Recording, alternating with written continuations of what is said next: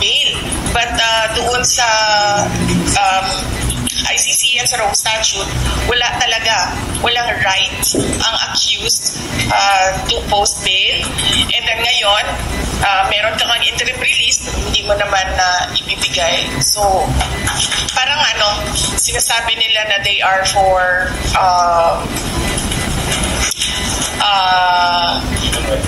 human rights and justice, and yet it is not provided for the accused.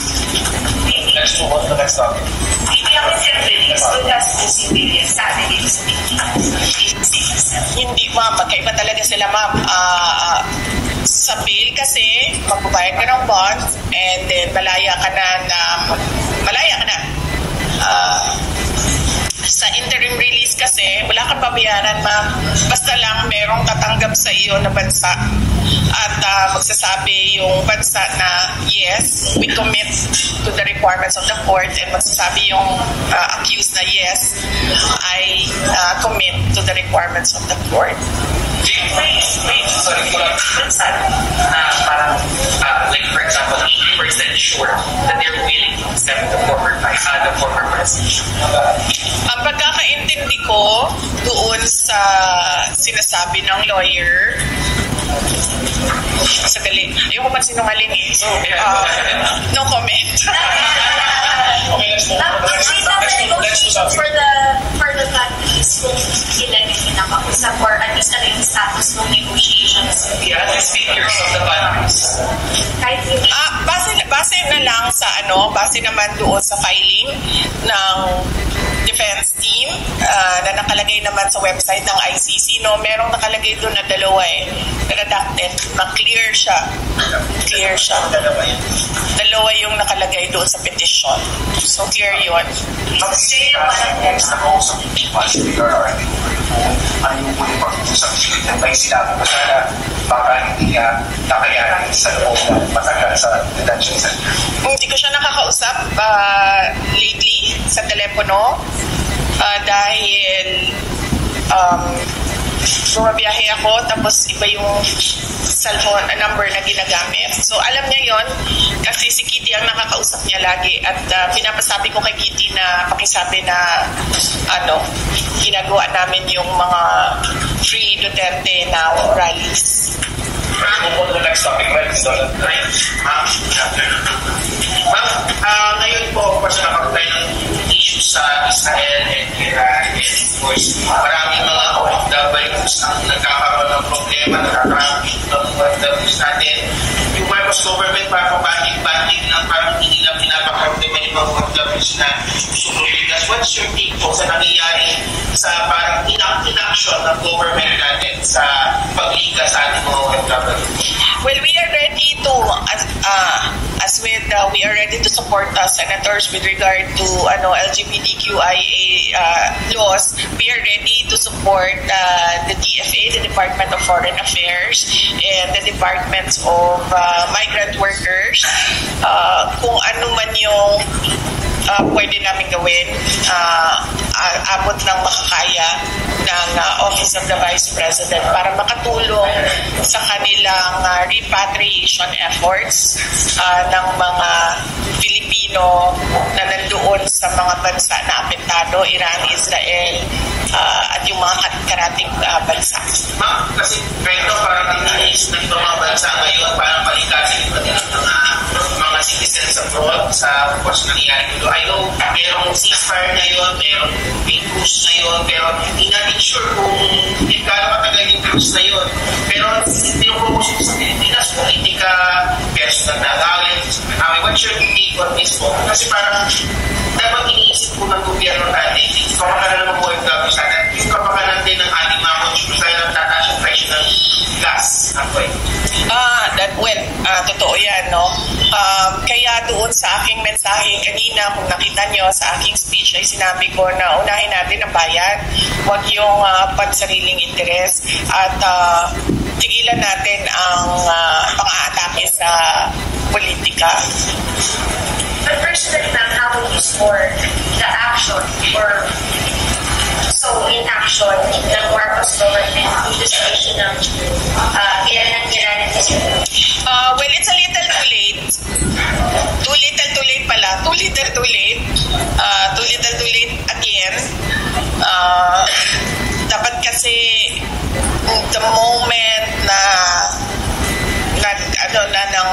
nag-release na ng missiles or nag-launch na ng missiles ay meron ng plano kung ano ang gagawin para sa mga Pilipino na gustong lumikas. Hindi yung aantayin pa kung kailan sarado na yung borders, nawawala na yung nagka-cancel na ng flights, ang mga airspaces doon sa bansa na malapit sa kaguluhan.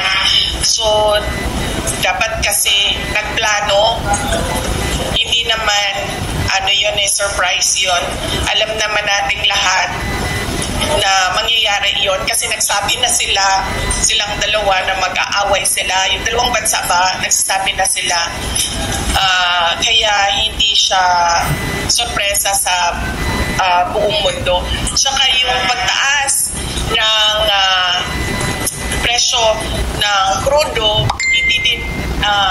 hindi din nakakagulat yon sa ganun na pangyayari sa Middle East. Lagi yan kapag merong sitwasyon doon sa Middle East, laging apekto talaga ang presyo ng krudo. Kaya dapat meron na rin plano doon. Mahirap lang naman pagplanuhan yung mga surprises yung mga alam na natin na mangyayari. Dapat plug and play na lang yun Pag nangyari na, ganito yung gagawin. Mabilis yung galaw at mabilis yung action. Mabilis na lang. Kasi yun nga, nakita natin yung tapi yung Air Force Base ng US sa Qatar. Of course, marami nag-worry ng mga Pilipino kasi nga baka matulad yung nangyari sa Qatar dahil sa pag-sign natin sa US sa issue ng geopolitics at baka magkaroon ng atake yung mga kalaban natin. Are you worried po ba na baka gamitin cannon fodder ang Pilipinas sa possible na global war?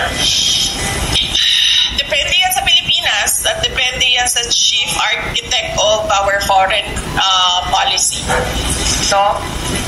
Desisyon niya ng presidente kung isasali niya ang ating bansa sa giyera, which I think is a very, very bad idea. Kasi kung nakikita ninyo ngayon, this is a war of supremacy and domination. This is a war of supremacy and domination. And in this war, you need money and power, which the Philippines doesn't have. At the moment, darating din tayo doon, sigurado ako. Pero sa ngayon, kung wala ka niyan, huwag ka sumali sa giyera ng domination and supremacy. Kasi ikaw ang talo. Ikaw talaga ang talo. Kasi sa simula pa lang ng giyera, wala ka na nga power, wala ka pera. Anong epekto nun? Pag nandiyan na yung giyera, lalo kang mawawala ng pera, lalo ka mawawala ng power kasi ang mga kalaban mo are trying to show that they are superpowers of the world. Okay, last question for this balance. Yes, ma'am. Yesterday po, the balance is communications of the Secretary has promoted President Bongbong Marcos saying that hotels for your family are pro-China in response to your previous remarks po in the shelves for the national defense. What was your response on that allegation that your family is siding with China? No, hindi nila dapat ako pinapasagot kung pro-China ako. Sagutin niya yung tanong ko, where is the independent foreign policy that is required by the Constitution? Where is it right now? Explain to the Filipino people how you are going to implement your independent foreign policy. Huwag nilang pasagutin yung nagtatanong na sasabihin nila ako ay isang pro-China person. Matagal na nila yan na narrative na pro-China ako. I'm not pro-country at all.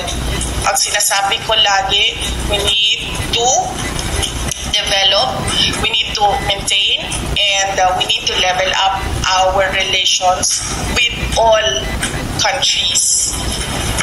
Hindi lang sa China.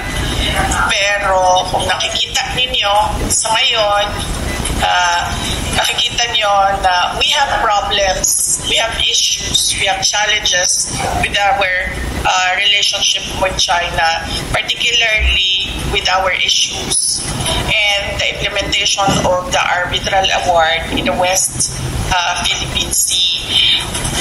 Bakit ka kikiling sa isang superpower na kalaban nung may problema ka? Kumbaga, may problema tayo sa China. So bakit tayo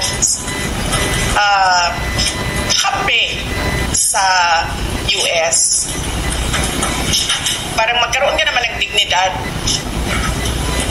as a country. Huwag yung parang